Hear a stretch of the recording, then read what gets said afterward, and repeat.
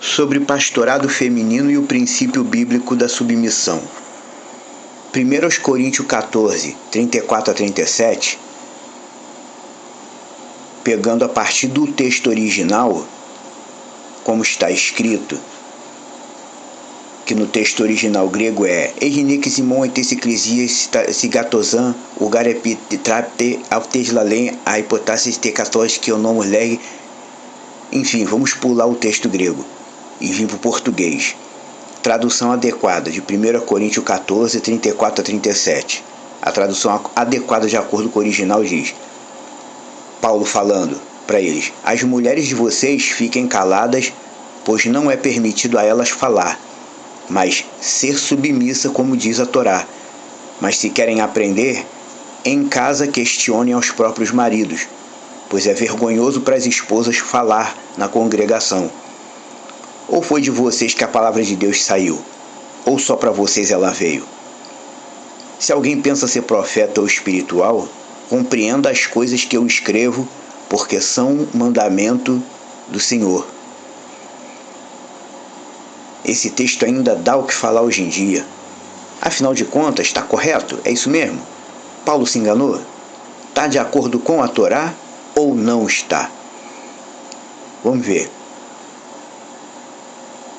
Sabemos que as coisas de Deus na terra têm que estar de acordo com a lógica da Torá, pois Israel foi levantado como povo representante do Deus Criador e a lei de Deus foi dada por meio deles, como parâmetro espiritual de tudo. A instrução de Deus para Israel, desde antigamente, ensina que no Shabat, no sábado, as famílias devem se reunir para estudar a Torá em conjunto. E essa atividade em família era encabeçada pelo homem, que na lei de Deus é a cabeça da mulher, em termos de organismo familiar.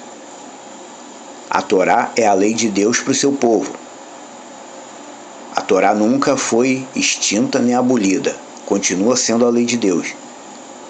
E no texto de Deuteronômio, que faz parte da Torá, Deus diz o seguinte sobre a Torá. Deuteronômio 6, versos 6 e 7, Deus diz: estas palavras que hoje eu te ordeno estarão no teu coração, e tu as ensinarás a teus filhos, e falarás delas assentado em tua casa, e andando pelo caminho, e deitando-te e levantando-te. Deuteronômio 6, 6 e 7. Ou seja, o que Paulo ensinou aos messiânicos de Corinto está de acordo com o modelo judaico que era praticado desde antigamente, e ainda hoje é praticado no sistema de sinagoga. Porque nas sinagogas o líder é sempre homem. Tirando algumas sinagogas ultramodernas que tem hoje em dia, que tem rabinas, o líder é sempre homem. Ele ensina e explana sobre a lei de Deus na condição de cabeça da congregação, e todos aprendem calados, sem ficar interrompendo para fazer pergunta. E isso inclui as mulheres, obviamente. Apesar de ter existido algo como chamado de Débora no tempo dos juízes, que é o que as mulheres atualmente usam para justificar a liderança feminina, mas pode ter líder feminino sim, porque teve Débora, foi juíza na época dos homens juízes. Precisamos entender essa passagem do texto. O período dos juízes representou um período de decadência espiritual no meio do povo de Israel. Não foi um período áureo, foi um período de decadência, no qual o povo só conseguia andar com Deus se tivesse uma liderança humana para ficar em cima. Em meio a tantos juízes homens, Débora foi estabelecida, mas mesmo sendo ela juíza, a gente lê no texto que ela chamou Baraque e disse: porventura Deus não mandou você ir na frente? Débora era juíza, mas Deus fez Débora chamar Baraque e falou: Deus quer que você vá na frente. A condição de cabeça do homem nunca foi revogada. As mulheres modernas ficam relutando em aceitar o que está claro e evidente.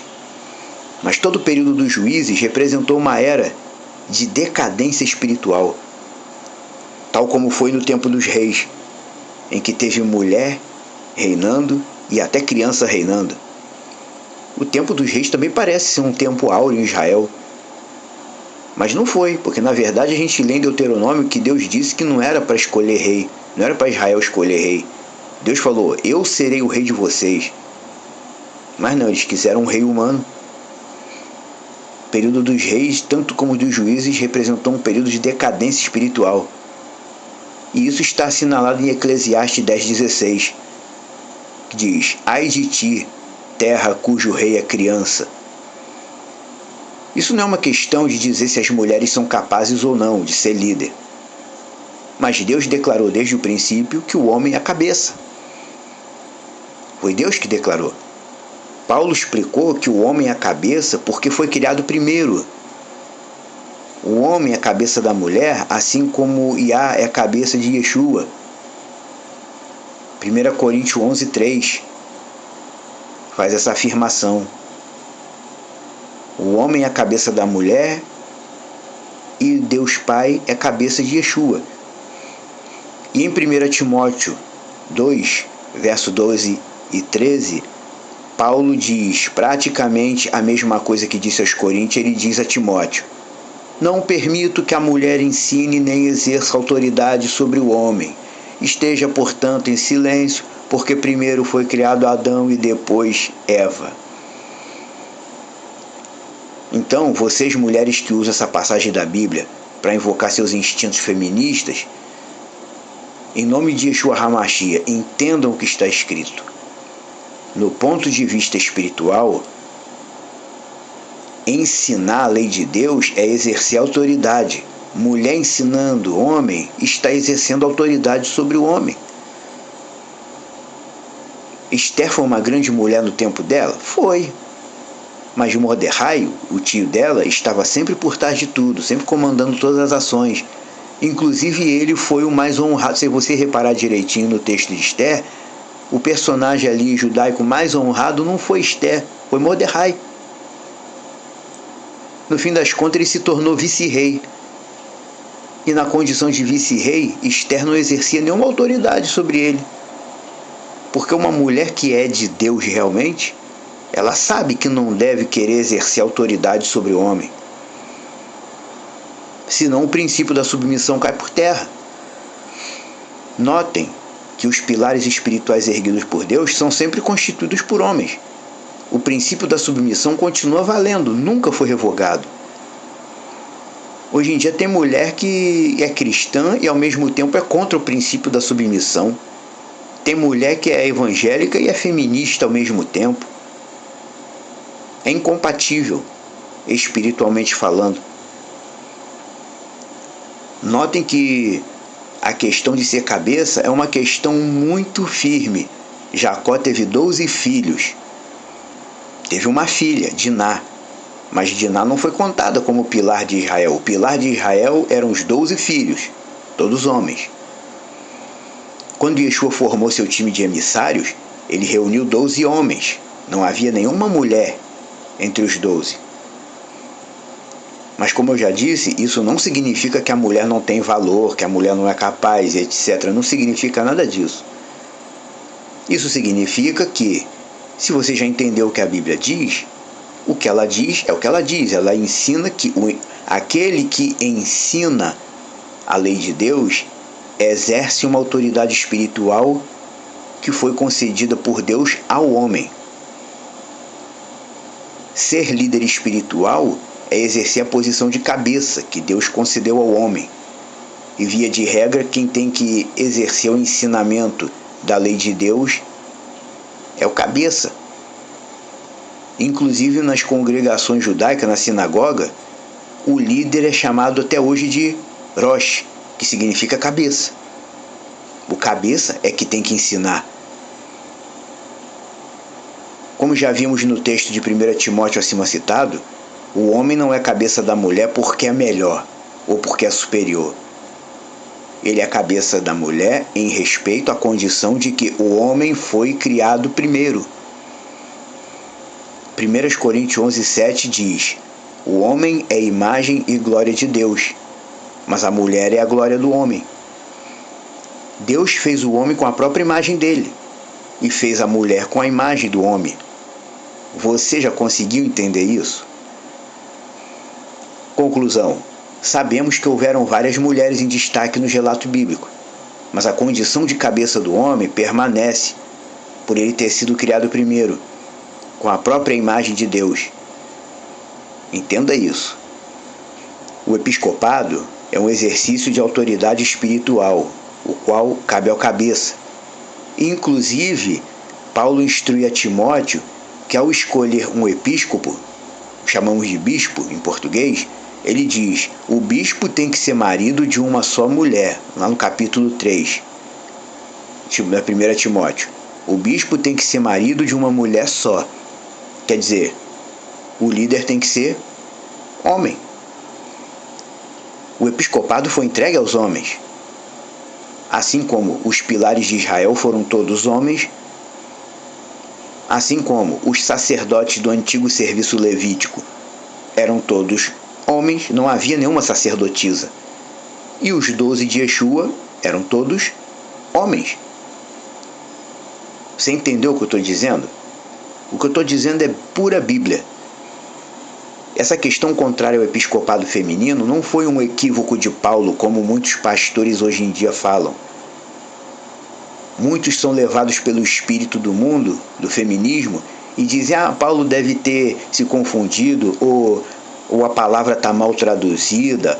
Não, Paulo não era um cara contra a liderança de mulher. Paulo ensinou Torá.